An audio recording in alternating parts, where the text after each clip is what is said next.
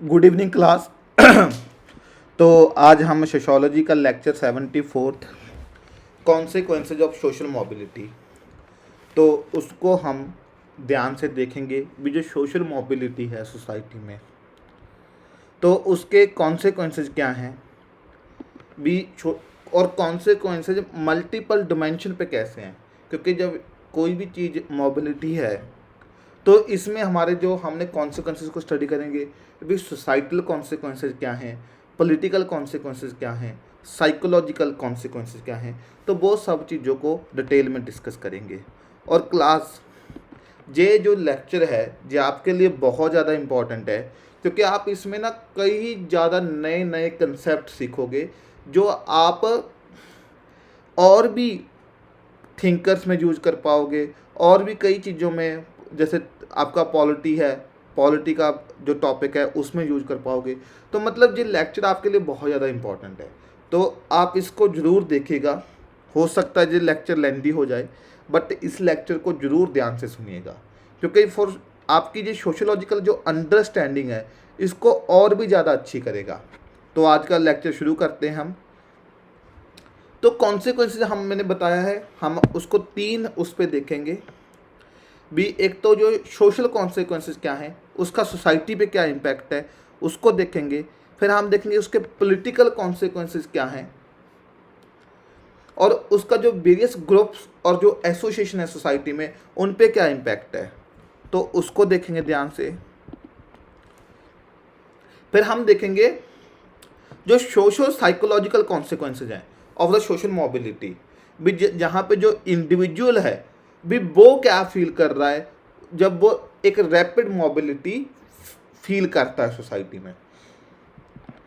तो हम बैकग्राउंड देखते हैं। तो बैकग्राउंड क्या है, जब ये social mobility as a phenomena sociologist discuss कर रहे थे, तो अब देखा भी सोशल मोबिलिटी तो हो रही है सोसाइटी में, तो उसके कॉन्सिक्वेंसेज को स्टडी किया जाए भी। सोशल मोबिलिटी के क्या पॉजिटिव कॉन्सिक्वेंसेज हैं, क्या नेगेटिव कॉन्सिक्वेंसेज हैं।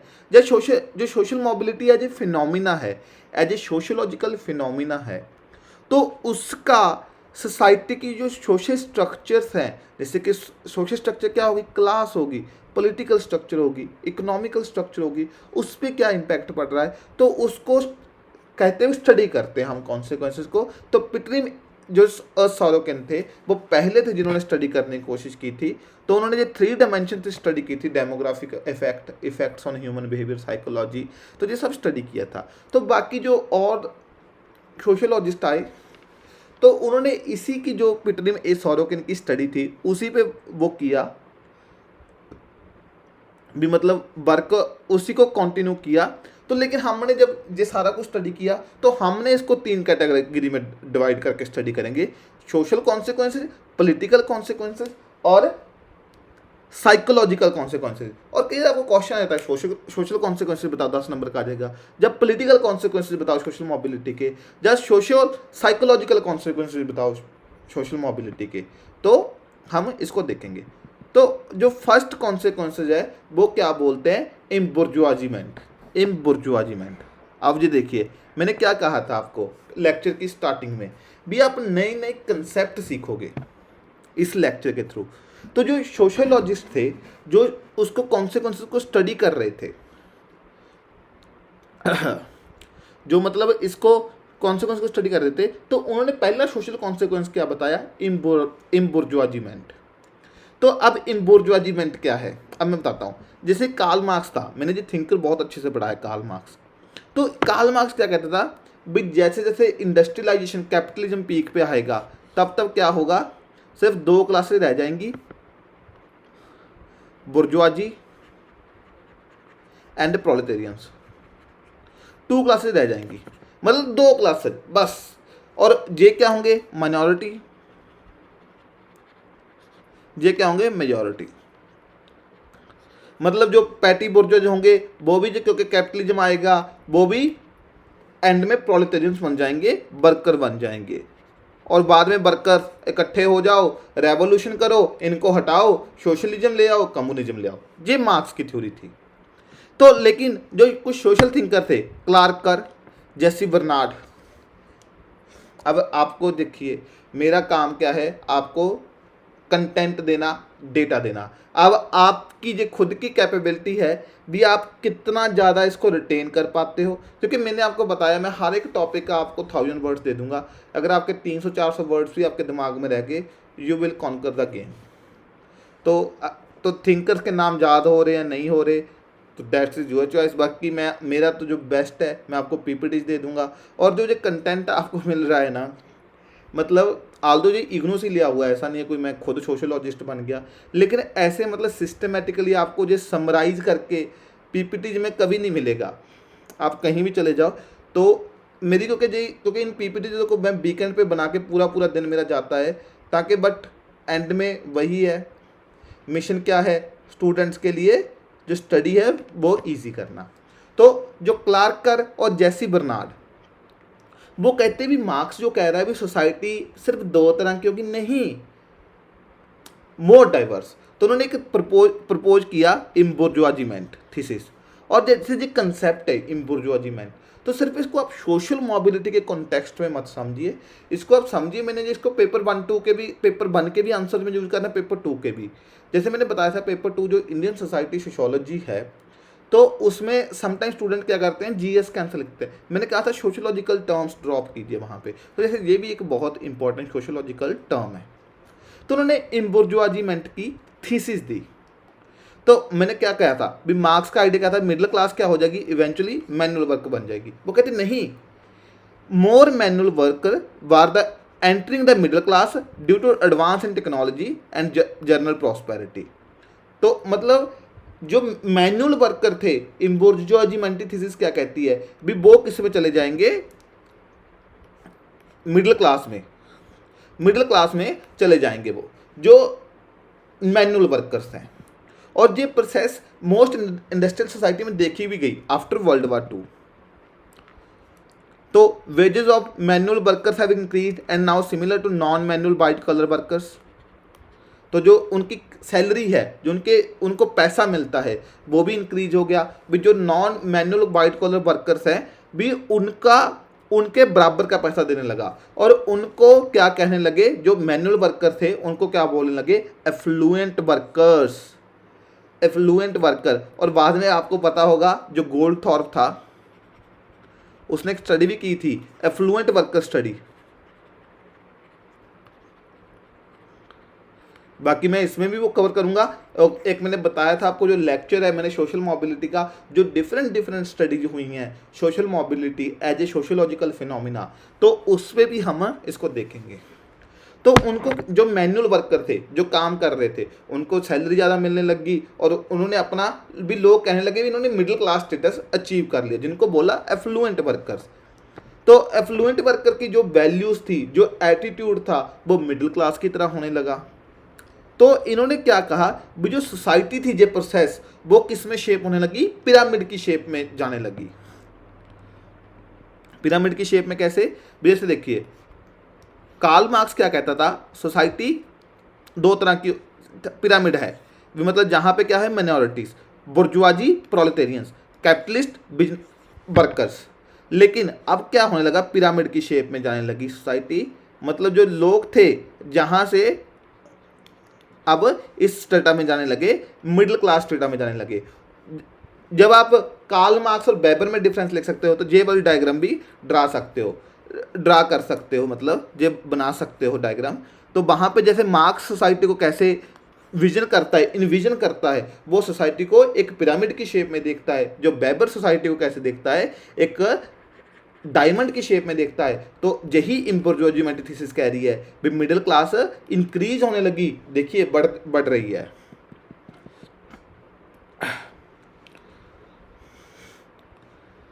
तो पिरामिड शेप हैड ए, जो लार्ज इम्पॉवरिश्ड वर्किंग क्लास है वो नीचे है, जो स्मॉल वेल्दी ग्रुप है वो टॉप पे है।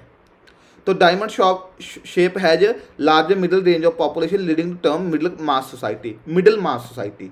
आप देखिए एक नई टर्म आ गई, क्योंकि आप इंडिया की सोसाइटी को भी बोल सकते हो middle mass society, middle mass society. तो एग्जाम्पल्स क्या है इन कॉन्टेम्प्रेरी टाइम्स, जैसे देखिए अब आप कहोगे भी कैसे सर भी, इसका आप इंडिया में बताइए। तो अगर आप देखोगे आप होम ओनरशिप इंक्रीज होने लगी, क्योंकि मिडिल क्लास के क्या एक वो होती है भी, उनकी होम ओनरशिप है। एजुकेशन, कंज्यूमरिज्म, भी नई नई चीज़ें खरीद रहे हैं, अच्छी अच्छी जगह पे खाना खाने जा रहे हैं। अभी इंडिया में भी देखिए, जैसे प्रधानमंत्री आवास योजना थी, तो उसके अंदर कितने जो लोगों को मकान मिले। तो ये भी क्या दिखाता है भी, एक मिडिल क्लास है इंक्रीज हो रही है। Health and wellness, health and wellness की बात हो रही है इंडिया में भी। आज आयुष्मान भारत के अंदर बात हो रही है। जो पॉलिटिकल व्यूज़ हैं वो मोर वैसे हो गए हैं जैसे मिडिल क्लास के थे। इंडिविजुअलिज्म, मेरिटोक्रेसी, सेल्फ रिलायंस की बात हो रही है। टेक्नोलॉजी, आज देखिए टेक्नोलॉजी जो है वो कितना ज़्यादा पार्ट बन चुका है। आज आप देखोगे एक जो रिक्शा चलाने वाले हैं उनके पास भी मोबाइल पे वो जियो चला रहे हैं। तो मतलब ये सब क्या दिखाता है भी, मिडिल क्लास जो है वो इंक्रीज हो रही है। तो लेकिन अब देखिए, अब उन्होंने कहा भी जो जे जब इनके पैसे बढ़े, जो मैनुअल वर्कर थे तो उनको एफ्लुएंट वर्कर बोलने लगे। तो लेकिन ये जॉन एच गोल्डथॉर्प, डेविड लॉकवुड, इन्होंने स्टडी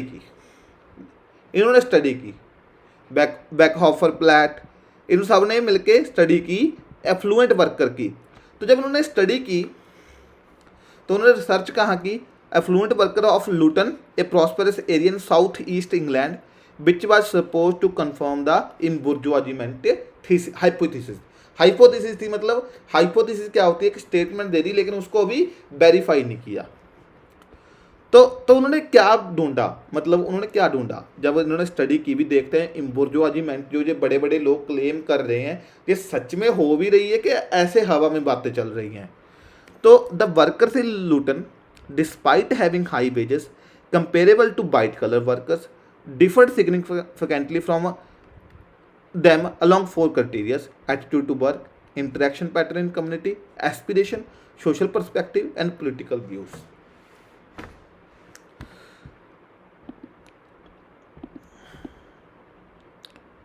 तो अब देखिए,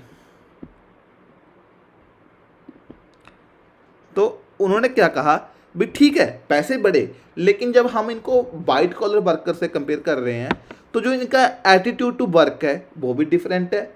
इंटरेक्शन पैटर्न्स भी, अपनी कम्युनिटी में कैसे इंटरेक्ट कर रहे हैं लोगों से, इनकी एस्पिरेशंस क्या हैं, मतलब क्या लाइफ से चाहते हैं। सोशल पर्सपेक्टिव्स भी, सोसाइटी के बारे में कैसे सोचते हैं, पॉलिटिकल व्यू कैसे हैं, that are very different from the white colour workers. अब कहते हैं अफ्लुएंट वर्कर जो ट्रेडिशनल मैन्यू वर्कर थे उनसे भी डिफरेंट थे, differed from the interaction patterns, aspiration, social perspective as their motives from above the 4 criteria. तो उन्होंने कहा भी नहीं, ऐसा नहीं है भी, मतलब जो ये मैनुअल वर्किंग क्लास थी जो मिडिल क्लास बन रही है, नहीं, ये वर्किंग क्लास ही है, बट ये क्या है, न्यू वर्किंग क्लास जो ट्रेडिशनल वर्किंग क्लास से डिफरेंट है। तो इन्होंने इम्बुर्जुआजीमेंट थीसिस को नेगेट किया। तो कंक्लूजन क्या कहा भी, embourgeoisement remained a hypothesis not a thesis, the hypothesis was based on impressionist evidence not on empirical findings. तो ये फिर इन्होंने कंक्लूड कर दिया। लेकिन हमारे लिए क्या है, हमारे पास तो टर्मिनोलॉजी आ गई, हमने तो कंसेप्ट यूज करेंगे और हमने तो सोशियोलॉजी में आंसर लेने हैं, और सोशियोलॉजी में आंसर लिखने हैं और नंबर लेने हैं। अब सेकंड, अब फर्स्ट आपको सोशल कॉन्सिक्वेंस समझ आया इम्बुर्जुआजीमेंट। सेकंड क्या है, हेट्रोजेनिटी ऑफ वर्किंग क्लास। तो मार्क्स ने क्या कहा था, होमोजेनिटी आएगी वर्किंग क्लास में क्योंकि सारे एक जैसे हो जाएंगे। लेकिन जो राल्फ डेरेनड्रॉफ क्या, उन्होंने कहा भी वर्किंग क्लास मोर हेट्रोजेनस होती जा रही है। क्योंकि आप देखिए, अब मशीन पे काम करना है, अलग अलग तरह के वर्कर हैं भी, मतलब डाइवर्स डिवीजन ऑफ लेबर है। तो उसके कारण क्या है, जो वर्किंग क्लास है उसमें अलग अलग तरह की एक हेट्रोजेनिटी आ गई, मतलब बहुत तरह के, क्योंकि बहुत तरह के काम हो गए, एक तरह का काम तो है नहीं है, तो उसलिए हेट्रोजेनिटी है। तो और कहते हैं जो एग्रीकल्चर में भी सेम चीज़ होने लग गई ड्यू टू मैकेनाइजेशन। और क्योंकि आप देखोगे एग्रीकल्चर में भी कई क्लासेज हैं और इंडिया में भी कई क्लासेज हैं एग्रीकल्चर में। वो क्या है, वो हम जब पेपर 2 का एग्रेरियन क्लासेज देखेंगे उसमें स्टडी करेंगे। तो जो रॉफ एंड रॉफ थे उन्होंने 3 लेवल पर डिवाइड किया, unskilled, semi skilled and skilled workers. तो उनको पैसा भी अलग से मिलता है।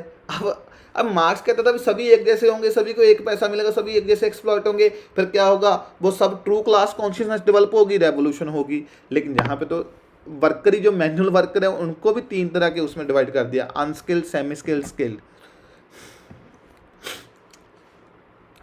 तो अब आप देखिए जो स्किल्ड वर्कर हैं वो कहते हैं ज़्यादा बेनिफिट है, great job security as compare to unskilled और सेमी स्किल्ड। तो डेरेनट्रॉफ क्या कह रहे हैं, that in 20th century mobility among worker has made it meaningless to speak of unified working class. Instead there has been a decomposition of labor.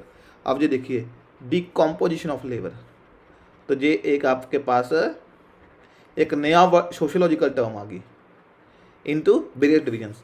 तो जहाँ पे decomposition of labour हो रही है मतलब डिफरेंट लेवल्स, डिफरेंट ग्रुप्स में divide हो रहे हैं। तो ये एक तरह का मार्क्स का क्रिटिसिज्म भी है। लेकिन कुछ सोशियोलॉजिस्ट हैं, के रॉबर्ट्स, FM मार्टिन, तो उन्होंने आइडिया डिनाई किया working class has becoming heterogeneous due to social mobility in modern society. अब ये क्या कर रहे हैं, आइडिया को नेगेट कर रहे हैं। एक्चुअली सोशियोलॉजी जो डिसिप्लिन है वो क्यों मैच्योर हो रहा है ये, तो इसमें क्या है, एक बंदा बोलता है उसका फिर क्रिटिसिज्म आ जाता है। तो इस तरह ये जो एज ए डिसिप्लिन मैच्योर हो रहा है। तो उन्होंने क्या कहा भी जो मैनुअल वर्कर है कहते भले ही कितना भी हो जाए लेकिन जो उनका एक वो है लाइफ चांसेस है, जो कॉमन क्लास आइडेंटिटी है वो तो सिमिलर ही है इन मार्केट में। तो ये कहते हैं जो वर्किंग क्लास आपने डिवाइड की है मतलब स्किल्ड, सेमी स्किल्ड, अनस्किल्ड, लेकिन जो उनका सब कल्चर है वो डिस्टिंक्ट है कंपेयर टू अदर क्लासेज। तो वो कहते जो आप कह रहे हो सोशल मोबिलिटी ने हेट्रोजेनिटी की है, एक जो फॉल्स क्लेम है आपका। तो working class is still a class and has not integrated into distinct categories. तो जी देखिए क्या हो रहा है, डिबेट हो रहा है, आपने कुछ बोला मैंने कुछ बोला। तो हमने अब क्या देखा, 2 कॉन्सिक्वेंस देख ले, embourgeoisement and heterogeneity of a working class. Third क्या है, enlarged and fragmented middle classes. जो मिडिल क्लास है वो इनलार्ज होगी लेकिन उस मिडिल क्लास में भी फ्रेगमेंट होगी इनटू डिफरेंट ग्रुप्स। तो जो मैक्स वेबर था, एंथनी गिडन थे, फ्रैंक पार्किन थे, तो उन्होंने कहा भी जो rise and expansion of middle class inherent in the logic of a industrial economy. तो मैक्स वेबर ने क्या कहा था भी middle class as propertyless white colour workers, petty bourgeoisie, जो क्या करेंगे, who will take on white collar professions due to competition from a large capitalist. और वाइट कलर जो मिडिल क्लास है वो एक्सपैंड करेगी क्योंकि जैसे जैसे वो सोसाइटी जैसे जैसे इंडस्ट्रियलाइज्ड होगी तो उसमें क्या होगा, ब्यूरोक्रेटिक ऑर्गेनाइजेशन होगी और इसमें आपको पता होगा भी जो एडमिनिस्ट्रेटिव स्टाफ है वो ज़्यादा चाहिए होता है। क्योंकि अब देखिए सर्विस सेक्टर में, अब आप देखिए वो करो, अब ऊबर का फिनोमिना आया तो ऊबर में देखिए अब कितने लोग काम करते हैं उसमें, तो जो उसकी कंपनी के बैक एंड पे काम कर रहे हैं, तो एडमिनिस्ट्रेटिव स्टाफ हो गया।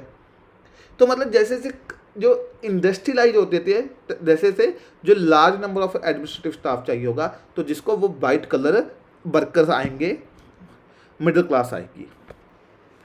एंथनी गिडन ने भी 3 क्लासेज में डिवाइड किया, हायर प्रोफेशनल्स, लोअर प्रोफेशनल्स और routine white collar and minor supervisory workers.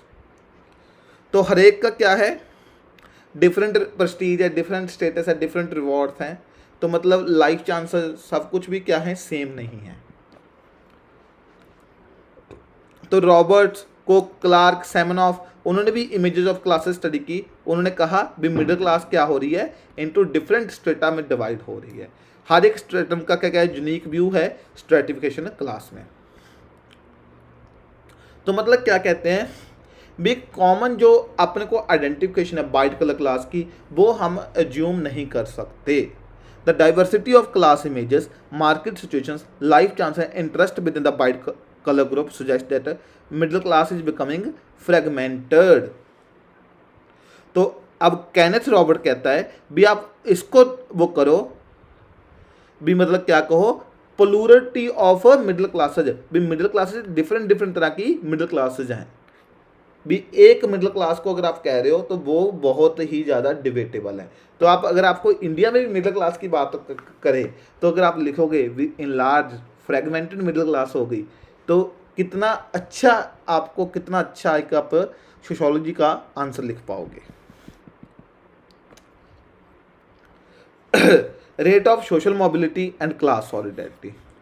अब देखिए, तो मार्क्स क्या कह रहा था, क्लास क्लास सारे एक जैसे हो जाएंगे, क्लास सॉलिडेरिटी होगी, सब इकट्ठे हो जाएंगे, रेवोल्यूशन आएगी। लेकिन जो एंथनी गिडन क्या कहते हैं,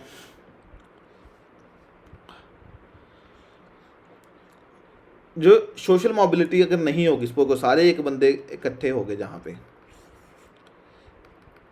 एक इकट्ठे हो गए जहाँ पे, तो क्या होगा, जो क्लास सॉलिडेरिटी है वो होगी, हाई क्लास सॉलिडेरिटी होगी अगर उल्टा होगा। लेकिन एंथनी गिडन इससे ऑपोजिट वो कहते थे भी लो सोशल मोबिलिटी होगी तो वो क्या करेगी, क्लास सॉलिडेरिटी को एंड कर देगी, क्योंकि उसके कारण उनका कहने का क्या पर्सपेक्टिव था भी, क्योंकि फिर आपके पास कम पोजीशन होगी, लोग compete करेंगे आपस में, तो सॉलिडेरिटी नहीं रहेगी।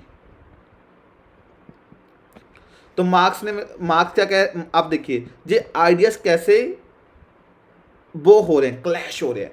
एंथनी गिडन कुछ और कह रहा है, मार्क्स क्या कह रहा है भी अगर हायर सोशल मोबिलिटी होगी तो क्लास सॉलिडेरिटी क्या होगी, वीकन होगी, क्योंकि उतने लोग ज़्यादा जंप करेंगे। तो फॉर मार्क्स, जैसे आप अगर मार्क्स का, अब देखिए इसमें यही चीज़ होती है, आपको चीज़ें समझनी है। अब स्पोक करो, एग्जामिनर आपसे पूछ लेता है भी मार्क्स का क्या कहना है सोशल मोबिलिटी पे, तो आप जहाँ पे भी बहुत अच्छे अच्छे पॉइंट लिख सकते हो। तो एक्चुअली पढ़ना ऐसे ही होता है, यूपीएससी में भी कुछ भी आपको आए, आप सभी चीज़ों को हिट करो। कोई भी बॉल आए आपने सिक्सर मारना है, ग्राउंड के बाहर भगानी है बॉल को। तो मार्क्स क्या कह रहा है, this reduction in class solidarity lead to decrease in potential for a class consciousness and intensity of a class conflict. तो अगर क्लास सॉलिडेरिटी ज़्यादा होगी, क्लास सॉलिडेरिटी कम हो जाएगी, फिर कोई रेवोल्यूशन नहीं होगी, फिर आप बैठे रहो। लेकिन डेरेनड्रॉफ क्या कह रहे हैं भी, nature of class conflicts has change due to high social mobility in contemporary industrial societies. According to Dahrendorf, society prioritize achievement leading to increased competition among individuals at the same class or higher position in the occupational reward structure. This competition lead to reduction in class solidarity and intensity of a class conflict. तो अब एक class में देखा भाई social mobility हो सकती है, same position के लिए लोग compete करेंगे, फिर कहेंगे सॉलिडारिटी गई बाढ़ में गया क्लास कॉन्फ्लिक्ट, मुझे अपना करना है, मुझे मैनेजर की पोस्ट पे पहुंचना है।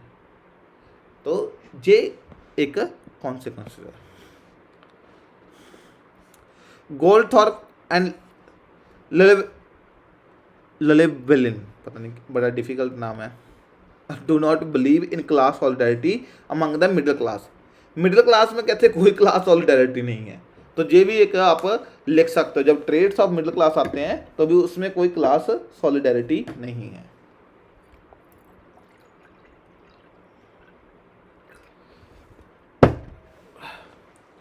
The middle class lacks cohesion due to heterogeneity of its members, social backgrounds. तो कोई cohesion नहीं, तो क्या heterogeneity होते हैं, different, कोई कहीं से आया, कोई कहीं से आया। तो the image of middle class as single group is negated. Kenneth Roberts' concept of fragmented middle class aligns with this idea. तो fragmented middle class Kenneth दा, तो मतलब जो क्या है भी, जो rate of social mobility class solidarity को कैसे कम करती है और क्लास कॉन्फ्लिक्ट को कैसे कम करती है। इमेज ऑफ सोशल ऑर्डर, अब एक इसमें क्या है भी, जो सॉलिडेरिटी है, जो सोशल मोबिलिटी है, सोशल मोबिलिटी से एक्चुअली क्या होता है, मतलब जो सोशल ऑर्डर है जो उसमें भी डिस्टर्बेंस आ सकती है।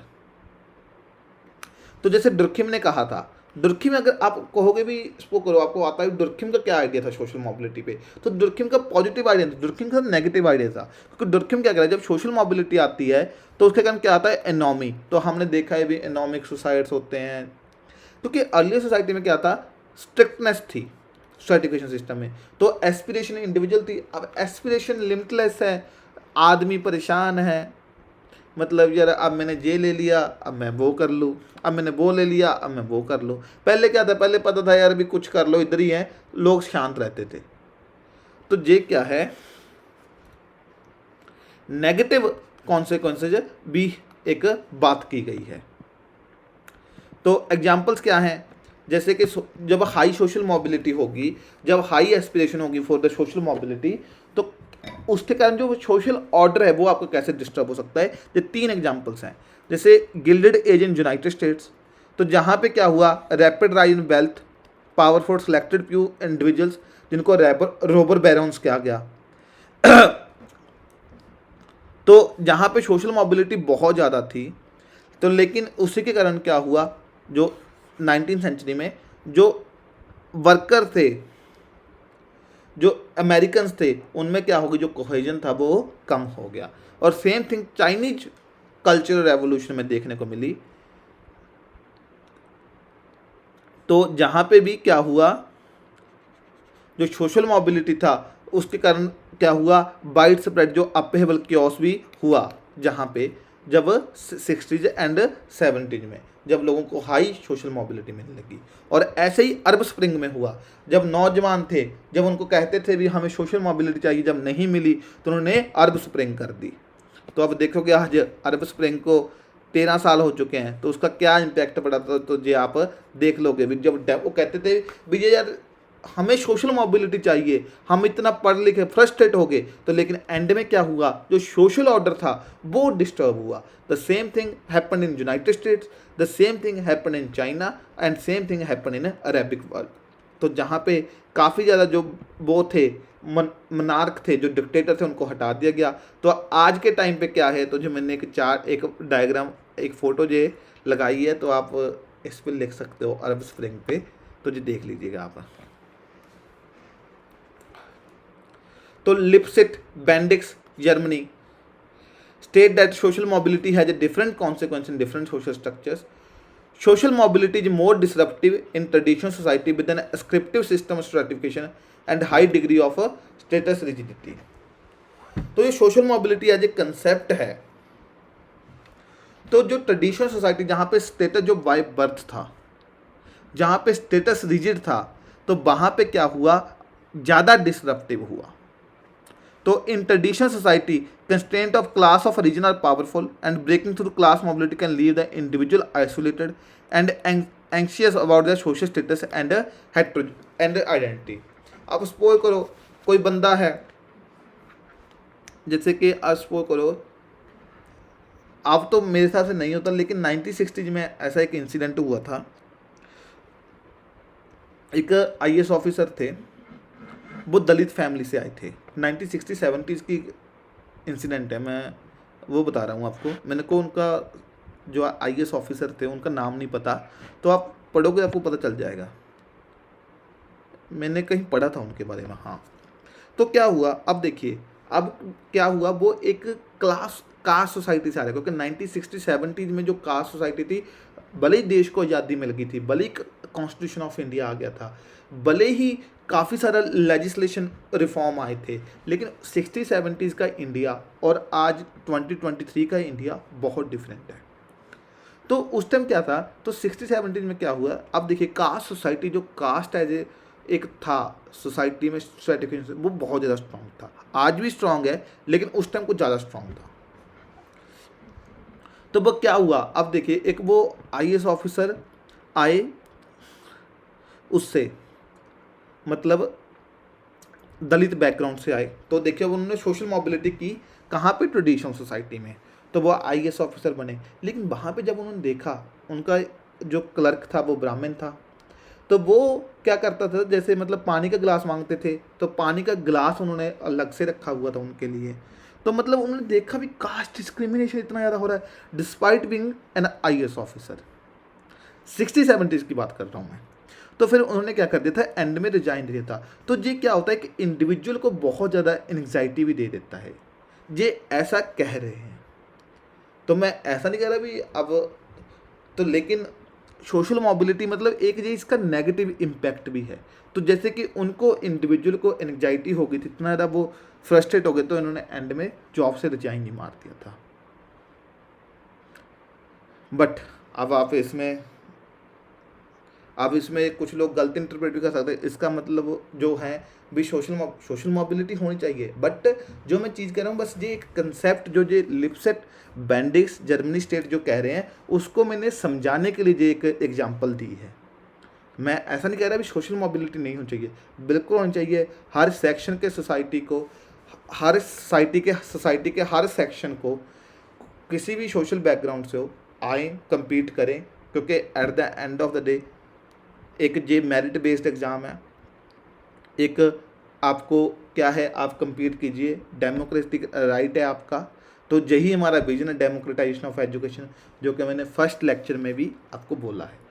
तो ये मैंने जो एग्जांपल दी थी, तो ये मैंने आपको जो कंसेप्ट समझाने के लिए दी थी भी कैसे सोशल मोबिलिटी एक इंडिविजुअल को, जब वो ट्रेडिशनल सोसाइटी से आता है, तो कैसे उसको एंशियस भी बना देती है।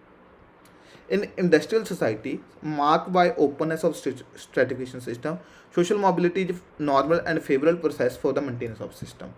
इंडस्ट्रियल सोसाइटी में ठीक है, लेकिन जो आप देखोगे ट्रेडिशनल सोसाइटीज़ में है, तो वहाँ पे क्या है, वहाँ पे जो है इसका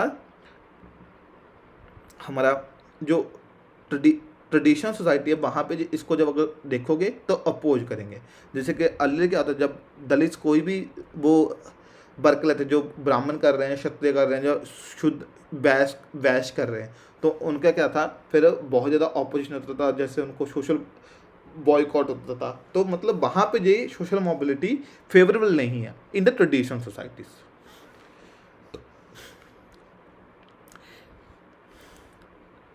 Sorokin wrote about the consequence of social mobility in his work Social and Cultural Mobility. He believed that social mobility lead to instability of social order, cultural fluidity and diminishing solidarity. तो जहाँ पे क्या होगा, exhaustion of leads, decay of nations, increase atomization क्या होता है भी, जहाँ पे break down of social bond हो जाए, fragmentation of society into individualistic and isolated units.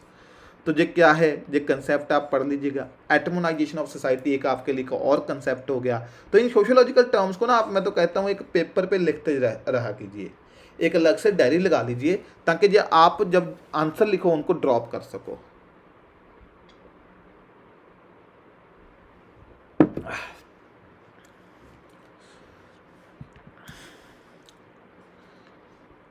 तो सॉरोकिन कह रहा है social mobility can diminish intimacy, sensitivity, increase mental strain, accompanying disease, isolation, loneliness, restlessness, leading to hunt for transitory sensual pleasures and disintegration of morals in society. अब देखिए social mobility के कारण कितना कुछ होता है। तो भी सोशल मोबिलिटी जो एक इमेज ऑफ सोशल ऑर्डर है, उसको कैसे डिस्टर्ब कर सकती है। बट उसने कहा भी ऐसा नहीं है भी सिर्फ नेगेटिव है, पॉजिटिव भी है, जो एक सोशल ऑर्डर को कैसे वो करेंगे, बेनिफिट करेंगे।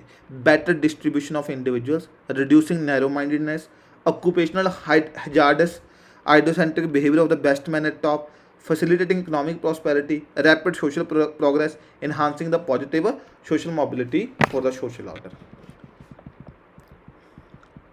तो अब आप देखोगे जो सोशल मोबिलिटी कारण क्या हो रहा है, न्यूक्लियर फैमिलीज बन रही हैं। जो ओल्ड एज पर्सन है, उनकी जो वो थी, ओल्ड एज पर्सन की कोई टेक केयर करने वाला नहीं है, फैमिली के बॉन्ड्स टूट रहे हैं। तो जिसके कारण क्या है, आज के टाइम अगर आप देखोगे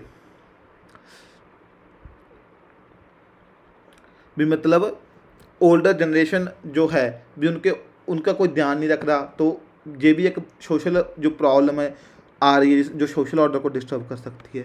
तो इसका यही है भी, जो नेगेटिव इम्पैक्ट है रैपिड सोशल मोबिलिटी का, उसको ऑफसेट किया जा सकता है जब अगर आप बैलेंस अचीव कर लो between the traditional society and modern society. तो ये आप देखिए जो ओल्ड एज होम है कैसे इंक्रीज हो रहे हैं। तो जैसा भी एक डेटा है, और ये आपके लिए वैसे भी इंपॉर्टेंट है क्योंकि जीएस पेपर 2 में भी पूछ सकते हैं, जीएस पेपर 1 में भी और सोशियोलॉजी में भी। तो ये ओल्ड एज का एक जो क्योंकि कुछ ना टॉपिक भी आपको याद करने पड़ेंगे भी, कुछ टॉपिक्स भी जैसे है, क्योंकि मैं कहता हूँ थीम बेस्ड यूपीएससी में प्रेपरेशन करो, तो ओल्ड एज भी एक जैसे थीम हो गया, थर्ड जेंडर, डिफरेंटली एबल्ड, तो इन पे आप थोड़ा थोड़ा डेटा, थोड़ा थोड़ा कंटेंट तैयार करके रखिए अपने पास। और मेल्विन ट्यूमन क्या कह रहे हैं भी, जो सोशल क्रिटिसिज्म है वो भी सोशल मोबिलिटी के कारण डिक्लाइन हो रहा है। वे पहले क्या थे, थिंकर थे, वो बोलते थे कुछ भी अनजस्ट चीज़ें हो रही थी, लेकिन आज क्या हो रहा है भी, जो मार्केटेबिलिटी ऑफ देयर आइडियाज़ है, तो जो एक सोशल क्रिटिसिज्म है वो भी कम हो रहा है। और जो consumption of art and culture is determined by elite fairs and fashion leading to loss of genuine cultural pluralism in diverse society. तो कल्चरल प्लूरलिज्म भी कम हो रहा है, ये मेल्विन ट्यूमन कह रहा है। अब देखिए क्या सत्य है क्या झूठ है वो हमें उसमें नहीं जाना, हमने देखना है मेल्विन ट्यूमन ने ये कहा है, हमने बस उस पर जाना है। आप प्लीज़ सोशोलॉजिस्ट मत बनने जाना, आप सिर्फ क्योंकि कुछ चीज़ें समझो, कुछ चीज़ें नहीं समझाई तो रट्टा मारो।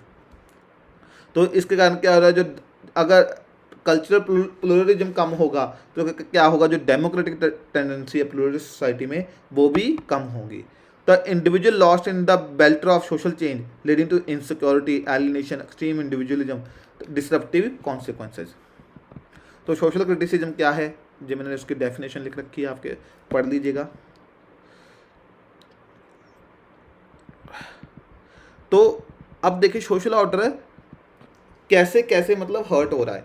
तो ऐसे पीटर एम ब्लॉ थे, तो उन्होंने क्या कहा, उन्होंने सोशल ऑर्डर पे क्या है भी सच में उसको नेगेटिव इम्पैक्ट हो रहा है कि नहीं हो रहा, उन्होंने वो बात नहीं कही। उन्होंने एक वो दी, एक कल्चरल हाइपोथेसिस भी क्या होता है भी, जो एक नया बंदा है ट्रेडिशन, एक अपनी सोसाइटी से, एक अपने जो बैकग्राउंड से उठ के वो नए बैकग्राउंड में गया। अब उसको नए बैकग्राउंड का क्या है, क्या वैल्यूज़ हैं, कैसे वहाँ पे बिहेव करना है, क्या एटीट्यूड होना चाहिए वो नहीं पता, तो उसको डायलेमा एक फील होता है भी पुरानी अपना एटीट्यूड रख के नया हो रखे। तो उसके कारण क्या होता है, तो उसने सोशल मोबिलिटी है जो एक क्या करती है, इंडिविजुअल को क्लैश करती है उसकी वैल्यूज एटीट्यूड में। जब उसको पता होना चाहिए भी क्लास ऑफ ओरिजिन से क्लास ऑफ डेस्टिनेशन में भी क्या डिसाइड करना है। तो उन्होंने क्या कहा भी, जो एक जो कॉन्सिक्वेंसेज हैं, इनसिक्योरिटी, ओवर कॉन्फर्मिटी, तो ये भी एक सोशल मोबिलिटी के कारण है थ्रू अ कल्चरेशन हाइपोथेसिस। तो ये क्या है, ये देखिए कि आपके लिए नया फिर से सोशियोलॉजिकल कीवर्ड हो गया। तो आप अगर ऐसे कीवर्ड ड्रॉप करोगे ना आंसर में, तो एग्जामिनर को भी अच्छा लगेगा आंसर चेक करने। तो ये ब्लॉ ने कहा। अब जो फ्रैंक पार्किन और सीजे रिचर्डसन, उन्होंने भी एग्जामाइन किए इफेक्ट के सोशल मोबिलिटी के सोशल ऑर्डर पे इन कैपिटलिस्ट सोसाइटी। तो उन्होंने क्या फाउंड किया, उन्होंने देखा upward social mobility acted as a political safety valve by providing opportunity to fill their aspiration, preventing intensification of frustration that could threaten the social fabric, weakening class conflict between classes in a capitalist society। तो जो Frank Parkin थे, जो सीजे Richardson थे, क्योंकि अगर आप पहले पढ़ोगे, पहले क्या कह रहे थे भी सोशल ऑर्डर को कैसे सोशल मोबिलिटी थ्रेटन कर रही है, लेकिन ये क्या कह रहे हैं भी जैसे सोशल मोबिलिटी का क्या होगा, लोगों का जब लेवल बढ़ेगा तो एक पॉलिटिकल सेफ्टी वॉल्व है भी, जो लोग फ्रस्ट्रेटेड है वो फ्रस्ट्रेशन को प्रिवेंट करेगा इंटेंसिफाई होने को। और यही अगर आप देखोगे आपका जीएस पेपर 3 सिक्योरिटी इशू में भी वो है भी, linkage between development and spread of extremism भी। अगर डेवलपमेंट कम होगा, सोशल मोबिलिटी कम होगी, तो एक्सट्रीमिज्म कैसे बढ़ता है, जो हमने नक्सलिज्म में देखा है। जो अगर आपने नक्सलिज्म का पढ़ा होगा तो वही चीज़ देखिए जहाँ पे फ्रैंक पार्किन कह रहा है भी, जब सोशल मोबिलिटी होती है तो क्या है भी, एक सेफ्टी वॉल प्रोवाइड करती है जिसके कारण कोई कन्फ्लिक्ट नहीं होता सोसाइटी में।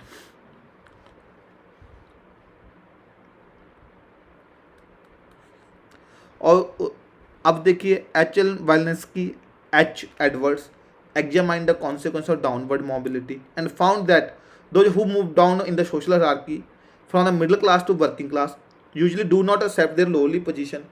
तो वो क्या करते हैं,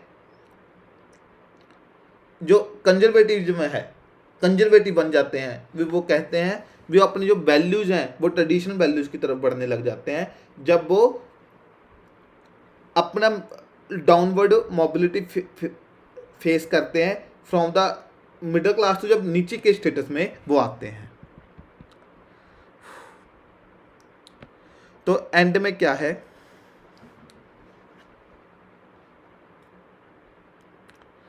C.J. Richardson, the study concluded that neither upward nor downward social mobility aroused feelings of relative deprivation, dissatisfaction with their present lot, nor had any disrupt consequences for a social order। तो मतलब अब देखिए क्या हुआ, हमने देखा पहले वो सोशल मोबिलिटी है, सोशल ऑर्डर को कैसे डिस्टर्ब करती है, फिर कहा नहीं डिस्टर्ब नहीं करती। तो यही सोशोलॉजिकल फिनोमिना है। Both upward and downward mobility tend to reinforce the status quo and become even more conservative in their social and political outlook, one in the hope of restoration of former status, and none of them actually threaten the stability and integrity of society। तो कुछ नहीं होता, कुछ क्या कहते हैं status को reinforce करने की कोशिश करते हैं, कुछ क्या करते हैं और कंजर्वेटिव बन जाते हैं। तो बट ऐसा नहीं है, कोई इंटीग्रिटी, इसको कोई खतरा नहीं है। तो ये एक बहुत ही डिबेटेबल है भी, मतलब ये एक सोशोलॉजिस्ट अपनी अपनी एक्सपीरियंस के हिसाब से बोल रहे हैं भी सोशल मोबिलिटी के कारण सोशल ऑर्डर डिस्टर्ब होगा कि नहीं होगा। तो the consequence social mobility are neither wholly positive nor negative. तो जहाँ पे क्या है, जो इमेज ऑफ सोशल ऑर्डर है भी, मतलब वो क्या है, एक कॉन्टिन्यूटी है, पॉजिटिव कॉन्सिक्वेंसेज भी है, नेगेटिव भी हैं। तो ये सोशल कॉन्सिक्वेंसेज क्या हैं, 5 हो गए हमारे। एक तो एम्बोर्जुआजीमेंट हो गया फर्स्ट। सेकंड होगा आपका social consequence heterogeneity of working class, फिर फ्रेगमेंटेड मिडिल क्लास, फिर क्या होगा जो रेट ऑफ सोशल मोबिलिटी और क्लास सॉलिडारिटी पे कैसे इम्पैक्ट पड़ता है, और इमेज ऑफ सोशल ऑर्डर कैसे डिस्टर्ब होती है भी, उसके पॉजिटिव कॉन्सिक्वेंसेज और नेगेटिव कॉन्सिक्वेंसेज क्या हैं। तो आई होप आपको ये क्लास समझ आ गया होगा। तो ज़्यादा लेक्चर बड़ा हो जाएगा, इसलिए फिर हम आज इसको यहीं पे करते हैं। तो नेक्स्ट लेक्चर में हम इसके करेंगे political consequences and social psychological consequences को स्टडी करेंगे नेक्स्ट लेक्चर्स में। तो ये पीपीटी सारी हैं, तो एक ही पीपीटी में मैंने बनाई हुई है। तो आज हम इसी को यहीं पे ख़त्म करते हैं class. So thank you, I hope आपको ये टॉपिक अच्छे समझ आ गया होगा। बाकी फिर भी कोई डाउट हो तो आप कमेंट सेक्शन पे लिख सकते हो। Thank you class.